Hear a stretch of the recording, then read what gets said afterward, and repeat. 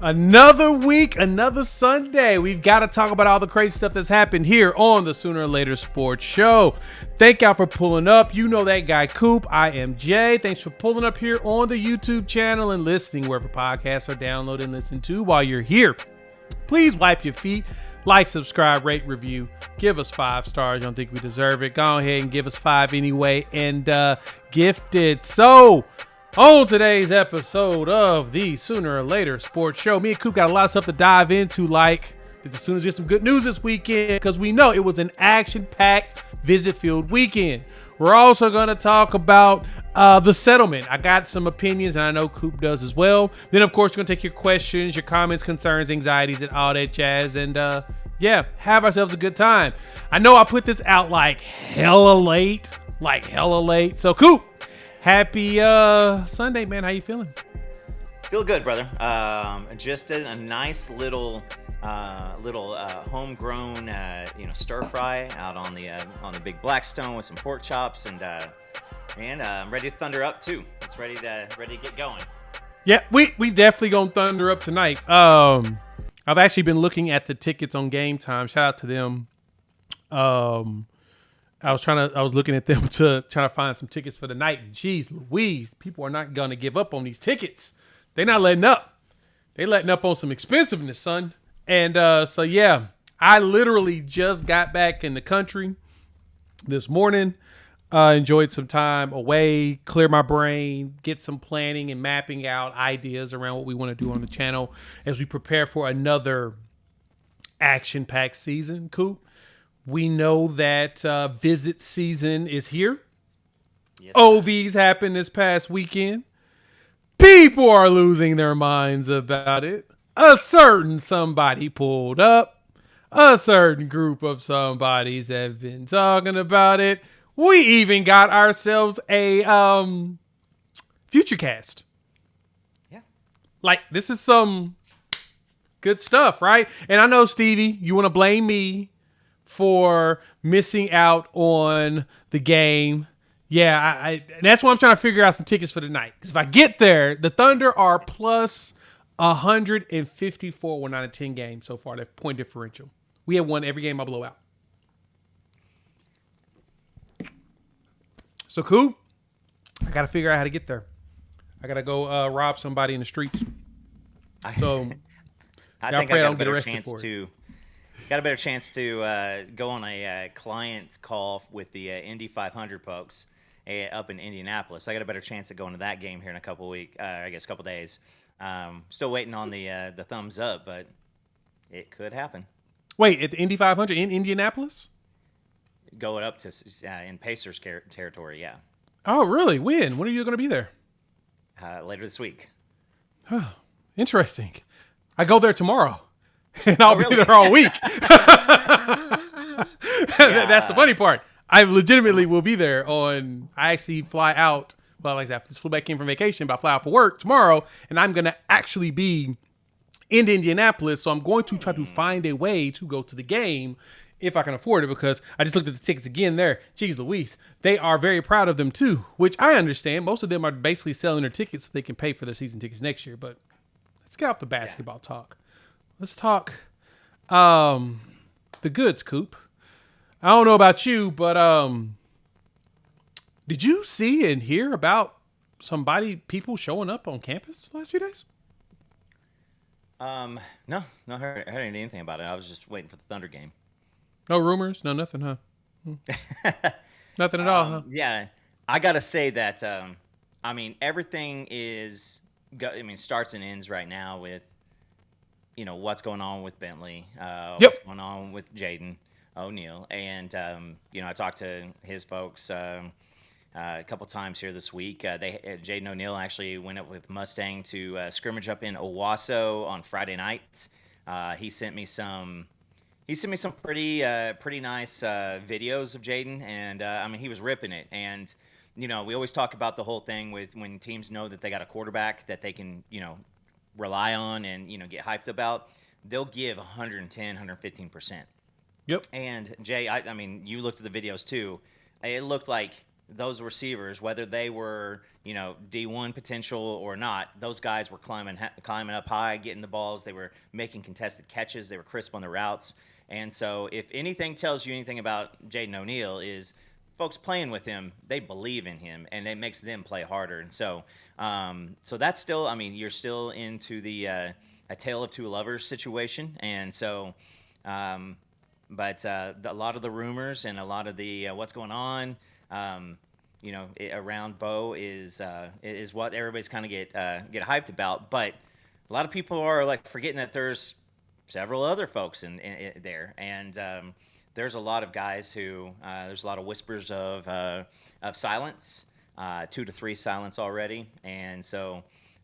We just continue to wait, let the kids have their time, and we'll talk about a couple of the visitors here shortly. But they rolled the red carpet out for Bentley. I can assure you that. Yeah, he's obviously your number one on that, and thank you for bringing up the Jaden O'Neal camp. It was a Wasso and Mustang camping and playing and getting to watch Jaden rip it. Like you said, I think you made a good point here that. When a wide receiver love their quarterback, they're going all out for him. 100%. And you can tell that if a pass was in the Jaden was putting the ball in the vicinity that the receivers liked it, and they were going after it. They were going up for it. You could see them making separation and all of that. It's crazy. And I was like, oh, well, that's pretty darn impressive. So as I watched through the videos, I'm like, I'll pull some up. I think the people deserve to see it. He looked good. He looked real good. And so, yeah, he looked real good. So we'll play those a little bit later, but let's talk about the man of the hour, the one here. As Bagman is saying, there's a rumor that we're giving a quarterback $4 million. I think that was John Mateer, but his was a 2-year deal. But this guy showed up, Bo Bentley.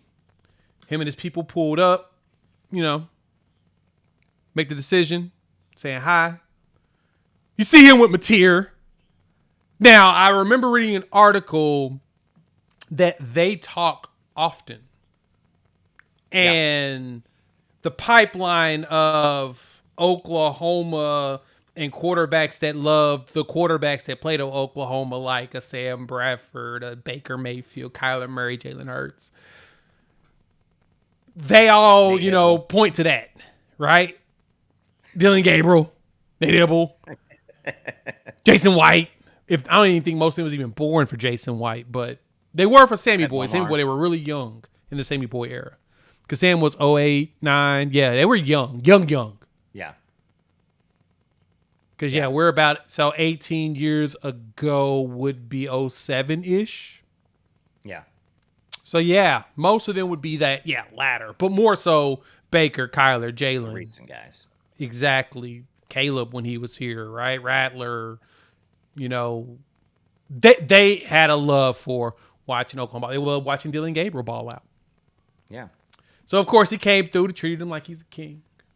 Got him in there in the big chair, in the fancy chair. Yeah.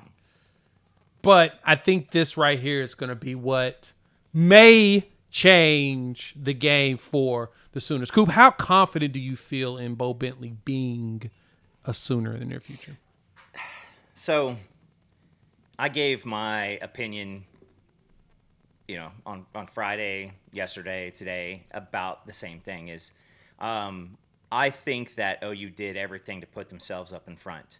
I don't think we're going to hear anything today or tomorrow from Bo Bentley. What I expect happens is he has given the coaches, hey, listen, I think it's it. This is where I would like to be. I'm going to go back home. His family is a huge part of his life, and they're going to go back home and talk it over, make sure everybody's on the same foot, and then we'll probably I'd expect towards the middle end of the week him putting out a June 20th type of a commitment day. Maybe about that's 12 days from now, so that gives him a couple days to to get it together. And most people don't do the commitments on Saturday or Sunday unless it's holiday weekend. But I'm right now, I'm 60-40 in favor of OU. There were a lot of talks of he committed. There were a lot of talks of, hey, he gave it silent. I don't think that's what OU was pushing for him. I think they wanted to roll out everything for him and wanted him to go back home and be confident in what he was thinking. I did get a couple of texts on the belief that he did silent, but I'm gonna say that I'm about 55-45. I think Bo took it all in. I think Bo enjoyed himself. I think Bo really tried to figure out, what's next for him in that capacity. But I don't know if Bo came out and just said, "Yep, I'm done. I'm shutting it down. I'm in." Yet. I don't believe it personally, and that's just me. I do think, though, that Oklahoma impressed him. I do think that having Mateer, Coach Kuzieski, along with Arbuckle, all really probably talk about the pipeline and just talk through how they did things with John and how they expect to do things going forward. That makes me feel like there's probably some confidence that Bo's probably going to commit just because, they walked him through. This is how he got for John. John's in he's year 3 in the system. This is how he got to where he was able to put up 3,100 yards and 800 rushing yards, right? This is how we got to 44 touchdowns. And this is what our plan is for you too. Yeah. So I don't disagree with anybody who's thinking is him. I'm not saying it is. I ain't saying it ain't. I'm not counting out a 2 QB haul at all. Because I do think Oklahoma's very legitimately interested in doing that. So we'll see. I got something to say, but I got my opinion on that. Right now, Jaden's going to be here next weekend. Yep. He's going to be on campus next weekend, and here it is. The question is, can you afford two highly rated quarterbacks? If the donors get to it, that we can afford it. Like, they're going to be able to do it. It's up to the people donating, and we'll talk about the other part later. I think that Arbuckle being in early on Bo is a big deal. He wanted to go out and get a second quarterback, and I think that even though the rating system's not being super friendly to Jaden O'Neal right now, I see a lot of things. His, I see Cardale Jones from Ohio State a few years back for him, but a little bit more mobile than Cardale. He's a tall guy. He's got a rocket. He's got some great placement, and so I think that it still is on the table. If it becomes a deal where Bentley commits, that decision's now all in the O'Neal camp, and we'll know about it pretty. If anybody needs to know, O'Neal camp talks to us pretty frequently, SPG and Jason Watkins. And he keeps it 100 with us. I mean, he does. And when he's pissed off at the coaching staff, he lets us know, and he lets us know everything. But he said it's not done yet. He's like, we still would like to be at OU. Like, they moved here. Again, that's going to help him out regardless. But I think the thing that with Mateer is him and with Bentley is him and Mateer are like brothers. Like, that's why he was in for every single portion of that visit and just getting into his ear. So, this is the game that we continue to cover, and I would love to be able to tell everybody, hey guys, wink wink, Bentley's nudge, hunt. Yeah, there's no wink wink on him. There is on some other guys, but not on Bo Bentley. Again, I think it's go home, think it over, talk it over, and then set a commitment date, and probably in the next 7 to 10 days. That's true. All right, what y'all think? Let me know in the comments. Y'all think Bentley's in? Y'all think it's a done deal? We want y'all to talk. Fire off how y'all feel inside of the chat. We had a lot of other ones. Like, Bo Bentley wasn't the only one. He's a headliner, mainly because, he's, a quarterback, and that's usually where most attention is waiting to see a quarterback pull up. But we also saw some big boys come through. Now, this one big boy, yeah. Coop, I won't. And when I see him, say I like you and I want you. I need you in this class. Hopefully I get that reference, get a laugh out of y'all. This boy right here. You know who that is, right, Coop? Tell people who that is. That is Ben Powers. Shoot, he looks like him at his size already. No, but Deacon Schmidt pulled up. Schmidt. Yeah. And good God. Hey. He's a mammoth of a human being. And of course, John Mateer out here doing the recruiting thing.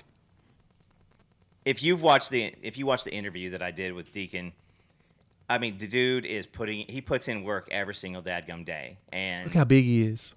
And he is a great guy. Windsor, Colorado.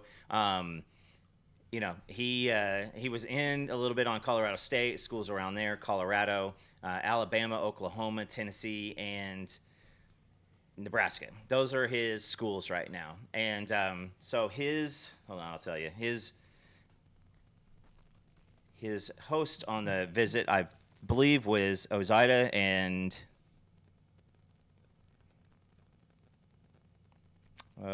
Logan Howland. So two guys that have,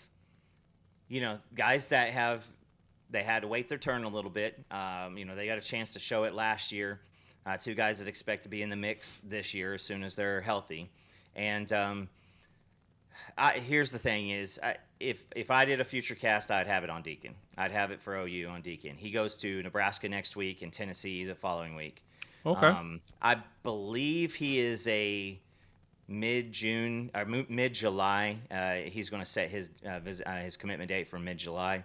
I told Sooner Cowboys in there he wants Bentley for his birthday coming up here at the end of June, and this is who I want for my birthday because this is a big dude, and he's going to be he's going to be a factor. And like I said, he is a hard-working guy, and he spends every single day. It's like 5 a.m. in the gym, not mandated by his coaching staff. It's just him wanting to get better.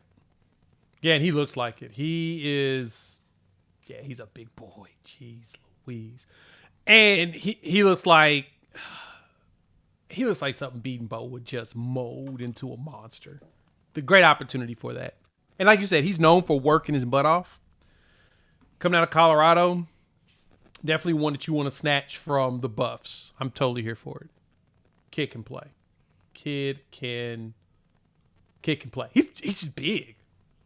Yeah. I mean, look at him standing next to Mateer. Like, that's not a picture of him standing next to BV. I was like, good Lord, this kid's kind of huge. So Oklahoma's been in the trenches, literally. He talks ball too. I promise you that. He will sit down with Beatonbow and he will just sit down and have a conversation about technique. This is his thing. And Bagman, I would like a Thunder championship too. Hopefully they get this thing wrapped up before my birthday though. Boo. My Pacers in 5. Thunder in 5. I got to go hate on our boy JP. His Indy can't do anything here. He's going to have to just understand that it's all about Oklahoma and these streets. But no, yeah. He would be really solid with Will Conroy. I mean, I don't see a path for Felix Ojo. But with the way that he's tweeting at our boy Foger, I'm not going to say 100% out, but I'm about 90% out because I just think that he's too high profile. And even though once Simmons is gone, there's an opportunity to push for another tackle spot. Don't see it happen. I think one of our young players end up taking it, but I do like Deacon as an option here, like this picture of him and BV. Like, he's a giant kid, just overall. Those two Barbies next to him. I don't know, are those life-size people next to him? I don't even know. Yes, I don't even know if they're real. I'm not even gonna believe if they're real or not. All I know is this is a big boy. So Sooners are pushing for him. They got a And few Jay, other, of course. To note, he's also really close because with Brett Kolajay, who's down at IMG. Yep. Kolajay doesn't. I think there's still a chance over there for him. He still has conversation with him, but I mean, it's a guy that he's known from the circles. So I mean, just keep that in mind. Like, I promise you, if he makes the call, he's going to be hitting up Kolajay saying, "Come on, man, you gotta come back this way." Yep. And I know that they're both, because him and Kolajay are both from Colorado, from like home state of Colorado. So I know both of them they're being talked up like crazy, train together, trying to find a way to get him to a buff, but I don't think I just don't see it with Ojo. But y'all can tell me what y'all think on that one. Hop in those comments. Here's another one that intrigued me. I got two more that really jumped out that made your boys say, "Huh, it's pretty interesting visits." Here's one. Tyler Ruxer. Yeah, I know. The coach has recruited him. Yeah, I got things to say, but I think it's going to be a situation where this may end up being some good news for Oklahoma. That kid's pretty huge. I don't know if y'all know this, but Joe John Finley's a giant human being. 6'5", I think, 6'6". Yeah, he's legitimate in his height. I think Tyler's close to that. 6'4", 220 right now. He's listed 6'4", 220. I mean, looking at his height, he's a 4-star on 3 on the others. Top player to Indiana. He's top 200 on 3. They got him 164th, so they're pretty early on him. He's tall. Big guy. And he looks it. So can't pretend like he's not a giant kid. I mean, look at him in the throne. He's almost at the top of it already. So of course you had the big family picture that came through on that. But the kid is, huh? It looks like a high chair with him sitting in it. Right. But no, he's a giant kid. Nice opportunity with him, and it sounds like he's really, really digging what Oklahoma's offering. So I guess the question is, Coop, I mean, who we giving the credit to on this? Jim Nagy. I'm not going to be rude. I think Joe John Finley's doing a pretty good job with this one, too. I think that, the conversations are there. And Arbuckle, of course, is laying out an entire plan to actually leverage his tight ends like crazy. So I think this season, with Oklahoma using the tight ends more, there's a good chance you'll see more athletic dudes like that show up. We need it. Yeah. We really do. Even though I don't know how much Arbuckle really uses the tight end. Is it really something for us to be? Do we need to push for that? But I do want to have some competent tight end play because it takes a lot of pressure off the wide receivers. That's just my thought. And you got to think about it. Like when Lincoln Riley came here, we had Mark Andrews and we had stellar running backs. And Lincoln Riley never used the tight end, didn't use the running backs a lot, because he never had the caliber of athletes that he had when he had Samaje Perine and Joe Mixon and Mark Andrews. Let's just say that they all three are still in the league, and two of them have been to Pro Bowls. And so I do think that when you got guys like Ruxer, that makes you change your playbook, because even if it's not a lot, you got to show it on film, because it's like. It's like back in the day when we had point guard traded to Chicago for Caruso. Are you talking about Giddey? Giddey. We have Giddey. When he was on the court, he would go stand out there on the baseline, and people just like, "You're good over there, man. I'm good." Just at least as long as you don't even crash the boards, you stay out there. So you got to use the tight end. You got to have something out there, and you got to, as a tight end, you got to make it that when you get those opportunities, you got to show your coach that, like, you need to be throwing me the ball more. So I do think that, I would say that I feel really, really nice against, for Ruxer. I feel really good about him being here. That's a good point.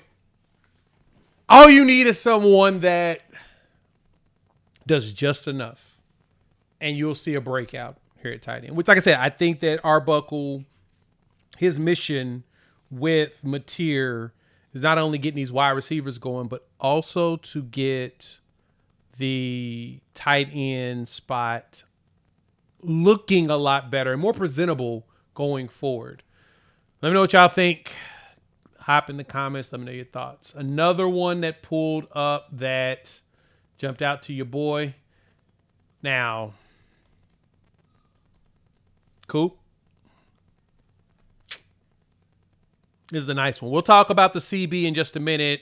Sugoi English popped out. There was a future cash dropped for Noah Best, and it was from an opposing team, an insider for an opposing team, which is good. And we'll talk about that. The future cast was Missouri. Missouri, that's right. I knew it was somebody I didn't care about. Yeah, so we'll talk about that in just a minute. We'll go into detail on that and why that is of importance. But this was another one though. This visitor here, going to his IG.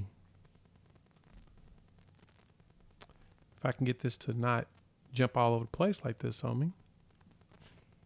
There we go. We got Mr. Davian Grossi. As you can see him there with Emmett Jones. He had a little video going. Yeah, this is one athlete I want. He's a top 50 player in the country. Cool. 48th consensus composite. Everybody's got him top 100. Everybody's got a minimum top 80. 247 having the lowest at 79. But he's one of the top players in the state of Texas, period. 6'1", 190 athlete. And the rumor about him and his people is they're Oklahoma people. Right? Like they're OU people. His family in Oklahoma, if I believe. And they are, like I said, die hard, would love to see him in the Crimson. And I think the kid has a chance of being something. That's a dude Emmett Jones needs to continue to put the stamp on his career here. You know, if they both had OU gear on, I would hope that the guy standing was the recruit. Because Emmett's just jacked. Emmett is just jacked. But Emmett is on the juice, man. That's a big man. Not gonna lie. Yeah. You know, Frisco, Texas. You know, Dowd is an athlete. I think a lot of people are kind of different plans for him and everything. And again, this is one that it was just a matter of time for things to start ramping up. And I'm pretty hopeful for this cat because he's explosive. He is, you know, he's a thicker wide receiver. He is, you know, what is he, 6'2", right? Yeah, so 6'2" in most places, you know, 6'1" and almost 6'2" on others. But a guy's very, very explosive. This is a guy who will probably relish in blocking. You know, he's a primetime guy that he wants the ball all the time. And that's what you want to receivers. You don't want the receivers walking out there and just be like, hey, I don't feel like it this time, or, hey, you know, I hope I get the ball. Like, he's like, T.O., throw me the damn ball. And so, you know, him, I think Dallas Dickerson, Petit, those guys were all in. They were all hanging out together. And, man, any combination or all of them, I mean, sign me up. I would take, any combo. He be nasty in the open field. Like his skill set reminds me of Elijah Thomas. If we're going with the most recent one. Yeah. That's what I see in his game, and I like what I see when he plays. So, and you know, even though these guys, again, it's hard to kind of like, you know, look back for some of these kids for, you know, Ryan Broyles, but you know, Gross, I can't remember who put it out there, but and they were talking about D.D. Westbrook and Ryan Broyles out there, and Mark Clayton coming in. And to most of these kids, that, you know, Broyles and Clayton, that's not, they don't, you know, they can look it up and go, oh, apparently dude was good. But like, growing up an OU fan, he knows. They know him. And so I am very, very excited about, you know, Grossi. So, I mean, there's a lot of these guys, and guess what? There's going to be a lot of 3-star U BS. But last time we got 3 5-star wide receivers. Did they go to the Pro Bowl, or were they all Americans or anything like that? I don't think so. Sometimes So it didn't work out that way. I would rather go if Nagy wants him, bring it on. Like Yep. I want this guy because he is going after and encouraging the coaches to go after NFL caliber, NFL measurables, and enough with the projects. You want to go after, if you want to go after a project, find somebody that we can give a PWO to. And that's what's critical, is you want to go after those folks that have the NFL traits. And that's the one thing I think a lot of people need to understand at the way that they're doing it right now, why things have slowed down, why things are not as fast as you've seen other places, is that Nagy came in and he's doing a full reevaluation of everything we're going after. You got to look at this at an NFL model type now. We need to get NFL guys with NFL traits, and then we can start focusing on how we're going to divvy up all this pie. Because still got a pie, you got to divvy up. And like my guy, Truth said, the toughest thing about having multiple quarterbacks is, especially top tier ones, is paying a bunch of quarterbacks can get expensive.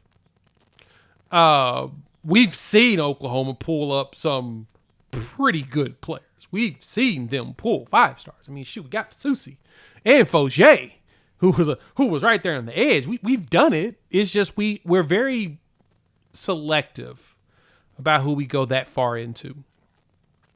But I'll tell you this. Don't be surprised if this class is a heck of a lot better than y'all expect. Let me know what y'all think. Hop in the comments. Want to hear your thoughts. There were a few others that pulled up that I thought was interesting. Noah Best. So that we got Noah Best has got the crystal ball in. A guy that's been right there for quite a long time. And Odom. We didn't talk about Odom. Odom. That's who I actually want to talk about. I want to start going to the defensive guys, and you brought the name up perfectly. Danny Odom. Coop, how you feel about that kid?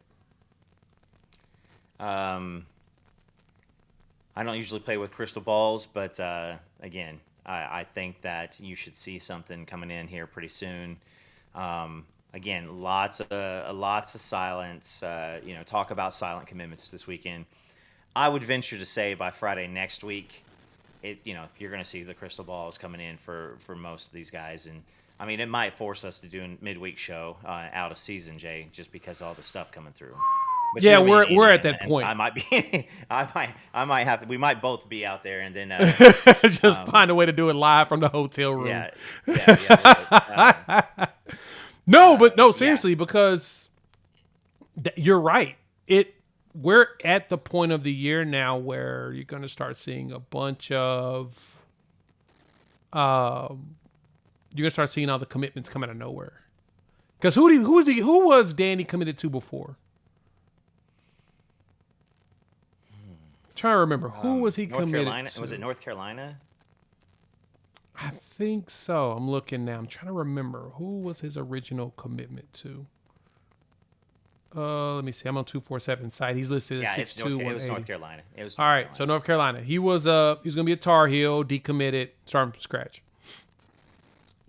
I beat you, Topher. I beat you. Yep, Topher, you lost that one. I'm sorry, man. I don't know how you let Coop beat you, but I'm not going to talk bad about you. Exactly. When you let this man get you like that, that's just funny. Let me see. Did he put anything on the IG? I don't think Danny put anything on his IG, which is shocking. Or is he holding it back in preparation for a commitment? No? Yes? There's a lot of these guys. I think when OU's been in such a the news coming in and staying in the stream, like staying in the stream right now with the visits, everybody's focused on that. Everybody's focused in on, and Thunder around here. And so I think a lot of these guys said, hey, I'm going to be calling you later in the week to give you my answer. Yeah. which usually is a good thing because you call like the day before you're committing to tell them it's not you. And so there's been a lot of that. Braxton Lindsay is another guy that I want to bring up too. But Odom again, an NFL type of body, and that's what Nagy has gone after. 6'1", hit a little on the light side, 6'1", but It's okay. He's a corner.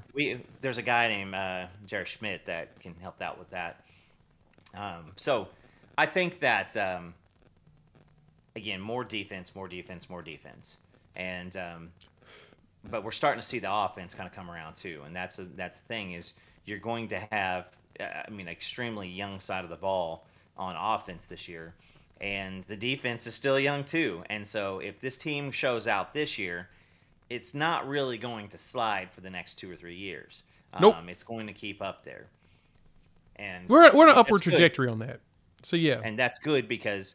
Then instead of going the portal looking for 11 dudes, you need to supplement. Maybe 2 or 3 guys in the portal. If you lose somebody to an injury or somebody like our Crimson Missile. I know it hurts. I know it hurts. Headed back home, and I don't blame him because he had had family situations, and so he went back home. And it's not like he took back from Miami. So those are going to happen, and when that happens, you're going to need to go to the portal every once in a while. But this team, they want it to be 80% recruiting and 85% recruiting. There you go. Yeah. No, you're good. That looks like Hollywood right there. It really does. It really does. But no, these are the type of corners you're going to go after, and you want because they're the ones that are built for. SEC ball, like you said, he's roughly, depending on what site you go on, he lists himself at 6'2", 190, so that's a lot thicker than, we even anticipate. I think some of the measurables had him at 6'1". I've seen some 6 foot, but he has himself listed at 6'2". We'll see when he comes in, but he is the size of corner you want. Reminds me of Tristan Haynes, right? That was one that we both were very excited about. Georgia was after him hardcore. And he's got the size at corner, but he's also got the moves to where he may not be the thickest kid he doesn't need to put on some weight, but he will. But he's still a threat because he's going to get out there. He's going to break up passes. He's going to be able to fight with the wide receiver and be disruptive on a route. This is what you're looking for in a player like Danny Odom. Danny looks good. I am sold on him as someone to come through. So, yeah, we'll see. What y'all think? Let us know in the comments. Obviously, there's a ton of good news coming, and I think it's by design. The staff says, hey, if you feel that way, go home, pray about it, think it over, and, let me know. And so, that's if the staff feels okay and not push all right, let's go ahead and do it now. Again, the staff's, been rumored to have, scheduled out commitments to keep kind of the good news coming day after day after day. And then all the hype's going. The national publications are talking about Oklahoma being on fire. So it's going to, we're going to see a lot of momentum. And, originally I said, I don't expect to be a big class, 15, 16 maybe. And now I'm not quite sure, Jay. Now I feel like, 18, 19 is probably possible, maybe even 20. Yeah. Feels like it could be another big one. Now, this is one that I would like to happen. This kid, Jaden Pettit. Jaden's what? Height-wise, 6 what? 6'4". Yep, 6'4", 6'5". Like legitimate too. Yeah, 220 something I think is what I saw. I know that one of the sites has him at like 200, but he ain't 200 because you can tell just with the neck. He isn't having trouble putting on weight. Now he might not be 250 yet, but he looks you the need kid. the athletic tight ends. And you look at you look at what you got there. I mean, Florida, Wisconsin, Miami, those guys are all always in on the good tight ends. Now, if it's down to us in Miami, BV going to do BV things and shove Cristobal back into the locker like he's done several times. Yeah, we need that. We need that in our lives. We all are excited about the ideal of it, but no, he's a big kid. He's tall. I think CD was a 4-star coming out of high school. 4-star. Yeah, and he was a top 100 player, easy. I want to see, because if my memory serves me well, we had somebody else with him. Let me go check his class real quick. I'm gonna pull him up. CD Lamb. What year was he? Was he? CD was 2017. 2017. Let me go to his high school. Yep, class 2017. Everybody predicted him to Texas. He's a top 200 player, 4-star, 148th in the country. Consensus composite 246th in the country. So he was a top 300 player. Yeah, Hollywood came out the same exact year. I think he was a part of that class. Yeah, I think they were in the same class together. Trey Sermon, Charleston Rambo. I think a lot of us were more excited about Charleston Rambo because of how big he is. Yeah. Yeah, Calcaterra. That was Chris Robinson. Now think about it. Rambo and CD were the exact same height. Think about it. They both were 6'2". Calcaterra coming in at the 6'4" wide receiver that converted over to tight end. You're like, okay, well, Hollywood. That was a really good wide receiver class. Yeah. That was the number 8 class in the nation. And I'm just going to say, this is why you go, all right, don't pay attention to all this stuff, because you had Trey Norwood in the NFL. Didn't get drafted, but balled out, and he's had some injury issues. But Brown. You had Kenneth Murray. Feel like he was a pretty good linebacker. Yeah. You had Jeremiah Hall, Creed Humphrey, Isaiah Thomas, Kennedy Brooks, Marquise Hayes. Hey, to add to that, Kenneth Murray was a 3-star. Yeah. So again, this is why you go, all right, let us know, Nagy, because give me NFL trait, guys. Give me a first-round pick that's a former 3-star. I'll take it. Yeah. And Creed. I think Creed was a 3-star too, wasn't he? Creed was a 4. Yep, he was a 4-star, 144th in the country. So I was wrong, but yeah, you have in that class alone, you have. I won't talk about those 2 safeties that we got in that year. That was Broyles and Barnes. You had Tyrese Robinson still in the league. CeeDee Lamb, All-Pro. Hollywood Brown, he's doing his thing. Trey Brown in the league. Trey Sermon. Rambo, I don't know where he's at. Calcaterra is the utility tight end over there at the Eagles. Yep. But you weren't wrong, though, Coop, because with ESPN and Rivals, he was a 3-star. Yeah. I remember the 3-star because I remember somebody asking him a question in spring practice his first year, and he said, "I'm going to show them 3-star." Yep. Yeah, he was a 3-star on Rivals back when he was in high school, which is very interesting to me that, yeah, number 11 in the state of Oklahoma too. Point behind all of this conversation, folks, this is the thing that we have preached to every single one of you on a consistent basis, is that you look for the NFL traits. Now, 5 stars, high 4 stars, and 4 stars, they're usually the ones that do land in good land, usually higher. But there's no guarantees. You got to see what the work ethic looks like. You got to see what the grind is. You got to see if they want it enough, blah, blah, blah. But, yeah, in that class, the top player in that class was Robert Barnes. Robert Barnes. And I am pretty sure that Broyles and Barnes, who were the 2 highest, were they the 2 highest? In that class, it was Broyles and Barnes. Yep. Yeah. And Robert Barnes played at Colorado after he left Oklahoma. Yeah, when they were both, done, everybody, all this fan base said, "Get him out of here." I still, when I think of Justin Jefferson and when I think of out in Cincinnati, I just picture them running with the Broyles back of his jersey, chasing him. So, but it's. Development is going to be a big part of this, and I think that you get a bunch of guys who feel like they've been underrated, like Michael Boganowski. You talk to you talk to Big Mike. I mean, that's the one thing he said. He didn't get whiny. He didn't get mouthy. He said, "All right, I'm going to show him." Yep. And Michael Moganowski looked like a 3-star to anybody here. Not a single one of them. Yeah. Not a single one of us thought that. But yeah, that's the thing. It's that they're not always rated where you think they should be.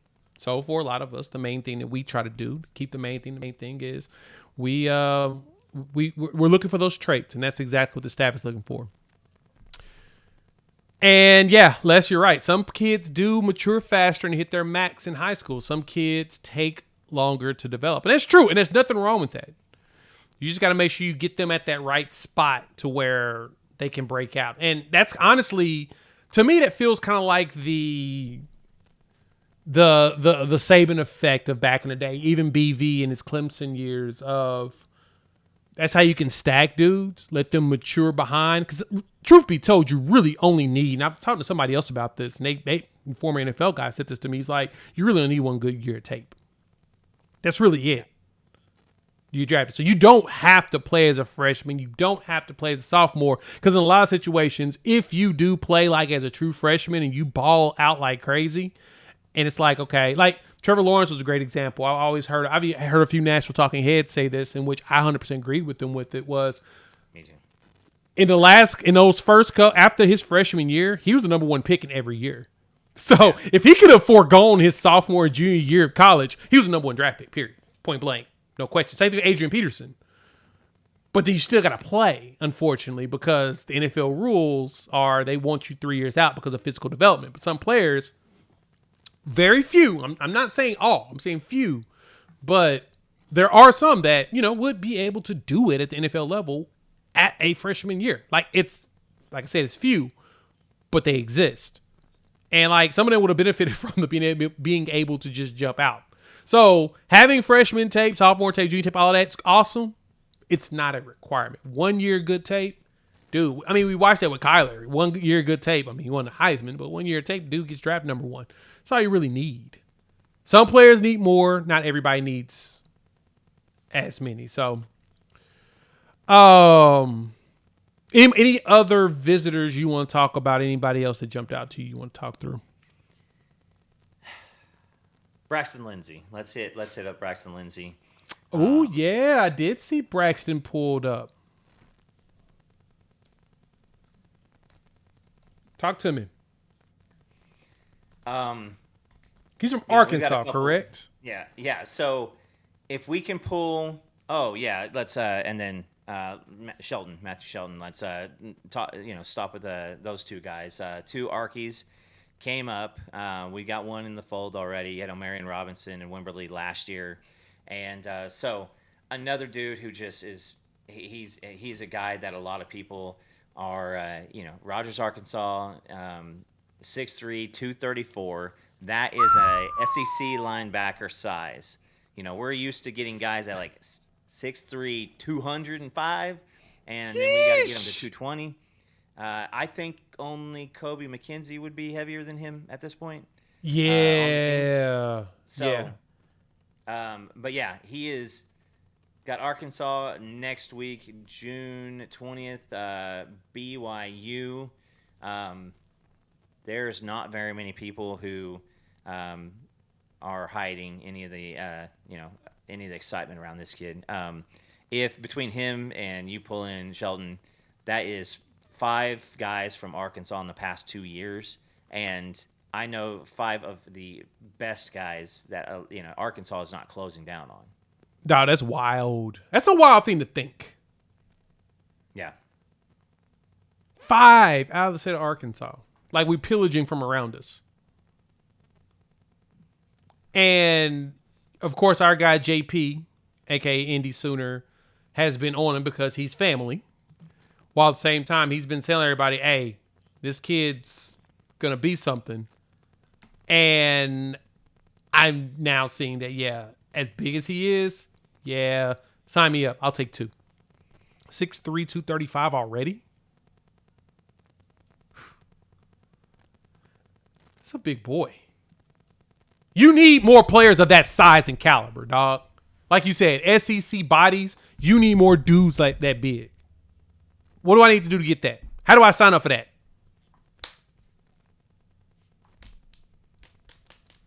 Huh? Bring it. I mean, that's that you can tell right there. He is a big dude, and it's equally distributed. He's got a great base, and so yeah, if you get this guy at Rogers, Arkansas, you know, good place to go get a dude. He's probably been around. I mean, you got Dad with the hat on. You know, it doesn't look like he is a skinny dude, but you know, this reminds me of some of the Alabama linebackers. You know, guys that were just absolute thumpers, and so I'm not super caught up on the speed and the quickness, but I feel like I got a lot of film to watch. If it is measurables that Nagy is giving folks the green light on, you got to think that he's definitely fast enough to play in the league. Yeah, at this size, godly, makes BV look a little small, and BV's not a small dude. And there's a lot of dudes that have been here this week and in previous weeks that they just love sitting down and talking ball with Brent Venables. Like they consume it, you know, just day and night. And if you want to talk ball with BV or BB, those guys are going to sit down, and that's how they fall in love with you, is just sitting there and just jamming. Yeah. Jamming. Ah, Coop, looks like we're making some progress. Now the question is, when are these commitments going to come? Did Oklahoma get some good news this weekend? I'm going to tell y'all they most likely did. Actually, correction, I know they did. I know that they've gotten some words from some people that something's going to happen. And now we're just waiting for the actual announcement. And you're right, Coop. It feels like they're putting a lot of that stuff together to plan it down the line. Yeah, we Cobra, we didn't get to Golden. I feel good about that one too, but I can hear the screaming from Oklahoma City because we are about 5 minutes out. So, do you want? Yeah. The game's about to happen. I do want to talk about this settlement that came down. If y'all want to stick around for a bit, I know the game usually doesn't tip off. The game time is 7, but they don't ever tip off on time. It's usually about 12 minutes in. So I think we've got a few more minutes to chop it up for a bit on that. I do want to talk settlement. Elijah Golden, I guess he did pull up. I haven't seen any posts from him, but that doesn't mean it didn't happen. Right? Like I'm not going to argue and say that he didn't. But I don't see anything about him. And you know me, if it ain't public, I'm usually pretty quiet about it. But if he showed up, don't matter. Selman came through. You know what? We'll table it. Because there's going to be a lot more stuff coming down over the next couple of days that we've got to figure out. All we know is that the courts approved it. We've got a clearinghouse that's supposed to be, NIL is supposed to go through. And I promise you, as they try to deny stuff, the lawsuits are going to happen. So I don't think any of this is finalized. This is step 1 to help normalize things. And I think we're good. So, but yeah, a lot of good visitors this weekend. You had a lot of big defensive linemen I saw pulled up. So, yeah. We got to dive more into it. We'll probably talk about a couple of more of the guys. We've been going for almost an hour now, and so we'll probably either saddle up Wednesday because I think there's going to be a lot of stuff. But if you guys hit up the comments, let us know who you want to hear about. T-Rod, feel really good about that. Want to talk about Johnson and Golden, and I figure that we'll probably hear some rumblings and see a lot more crystal balls when Monday, Tuesday, Wednesday start coming around. So these guys are now getting in the car, heading home. Yep. Getting on a plane, heading home. But I do expect some news over, like I said, the next week. So Keep your eyes open. We'll talk about T-Ron. We'll talk about... Actually, me and Coop will just put together a video separate and talk about some of the other players that came through. We'll drop it in here in the next few days. So keep your eyes open for that. Thank y'all for pulling up. Hit the like button. If you're new to the channel, subscribe, rate, review, give us 5. We did run a lot longer than I expected, but the game's about to come on, and I do not want to take away from you all doing that. So keep your eyes open on... I'm going to keep it in a buck. I expect I expect a commitment over the next week. I don't know who, but I expect a commitment over the next week. We'll cover all of it like we always do. We appreciate y'all. And, we'll chop it up soon. Peace.